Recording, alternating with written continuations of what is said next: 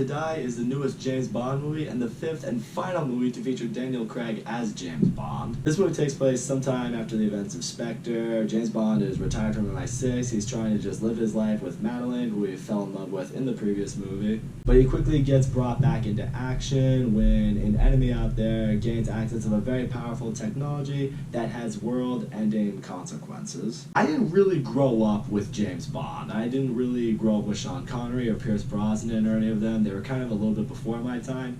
As far as James Bond movie goes, Daniel Craig is really the only one I've known as James Bond, and I have loved him as James Bond. So going into this movie, it was definitely a little bit bittersweet knowing this was the last time I was gonna ever see him as James Bond, but I was also going into it hoping for a satisfying ending to his run. And I gotta tell you, going into this movie, I got exactly what I wanted from it. Daniel Craig, I think, is one of the best James Bonds ever. Again, I'm a little biased saying that because he's really the only James Bond I've ever known. But as far as how I picture James Bond, it's exactly like Daniel Craig. Good looking guy, he's smooth, he's suave, but at the same time, not only is he capable of getting a bunch of girls, he's capable of kicking a bunch of ass when he needs to. He has that tough guy persona to him as well, and that's important. If you're gonna have someone play James Bond, you need to believe that he can kick ass. Daniel Craig, for me, has just always fit the persona that I pictured James Bond to be. I also really love Daniel Craig's chemistry with all the other characters in this movie. You do buy that in his time in working at MI6, he really has developed a lot of connections with so many of the characters he's met throughout these movies. Particularly with Léa Seydoux as Madeline, I really like that they built upon the relationship they had in the previous movie. He is finally fallen in love with the girl that he's meant to be with. I mean, in every Bond movie, there's a girl that he forms a connection with, and then she gets taken away from him, or nothing really happens. This is the one. Like, this is the one that it was like, okay, he's meant to be with this one. Let's not just kill her off. Let's not just take her away in the first 5 minutes. Let's actually build something here. I really love what they did with her character arc. I really loved ultimately what we learned about her character. I love the role she had in this movie. Not just that, but the banter he has with Q, with Eve Moneypenny, you know, with M, the people he's constantly worked with when he was in MI6. They even brought Jeffrey Wright back, who wasn't in the previous 2 James Bond movies. The fact that he was back in here I thought was great. Even though he's not in the movie for very much, I liked seeing him back with Daniel Craig. I also really liked the chemistry he develops with new characters in this movie. Particularly, I need to touch on Lashana Lynch as Nomi. She's one of the new characters in this movie, and she plays the new 007. When I found out that was the character she was going to play, that's when I definitely got a little bit skeptical towards this movie. I got nervous that it was going to be ultimately like, oh, they want to make a new female 007, she's going to be the new James Bond going forward, and ultimately Daniel Craig's going to take a backseat, it's going to be her movie, really. And I was thinking, oh my god, woke culture fucked it up again. It's not really like that. Yes, she is the new 007, but what I appreciate the movie did, it's like, James Bond's been retired for some time, the number was available, and she was the best candidate for it. And I do like the chemistry she has with James Bond. It's like one of those, like, they don't like each other, but they respect each other kind of deal, and eventually they gotta learn to work together, and when they do, they actually form a pretty good team. The movie was never in your face with her character either. The whole time, you understand, she's a supporting character. This is still Daniel Craig's movie. He is still James Bond. He's still the face of this. It's his movie.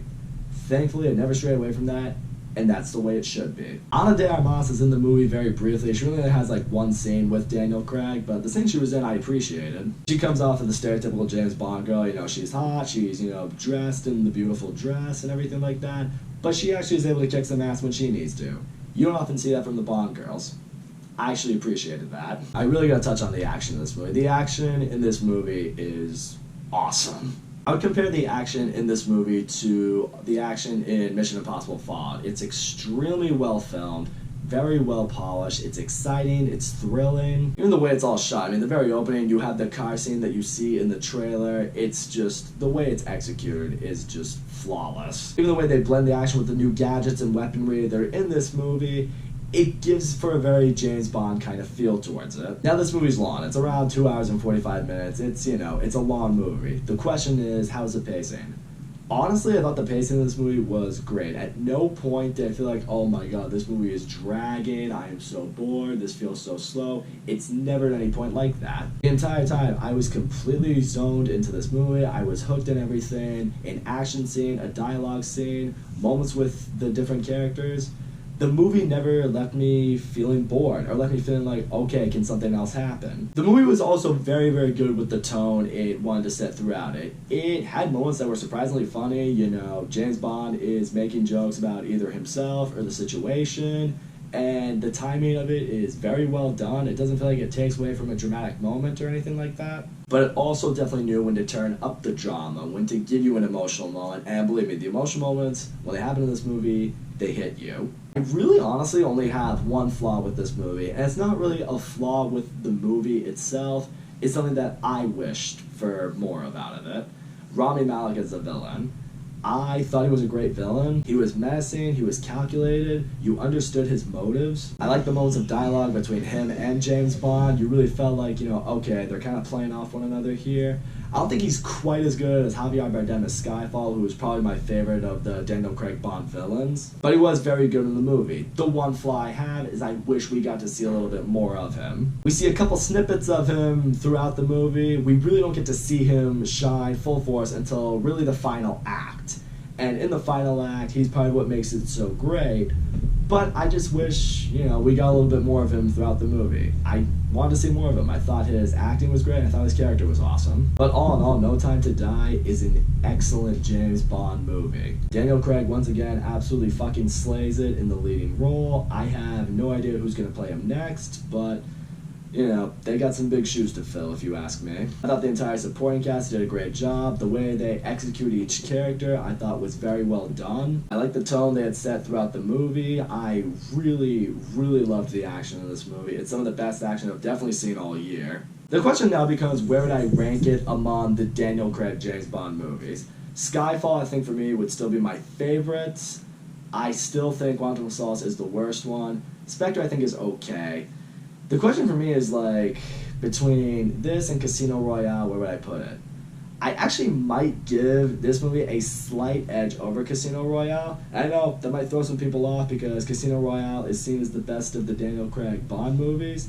I love Casino Royale, but there was just something about this movie that I really, really loved. I mean, I think emotionally, it hit me in a way not a lot of these other Bond movies have, so I maybe have to give it a slight edge over that. In the end, this was a very, very, very fitting and satisfying ending to Daniel Craig's run as James Bond. So that's all I gotta say, guys. Thank you so much for watching my video. As always, don't forget to leave a comment, like, subscribe, and I'll see you all next time.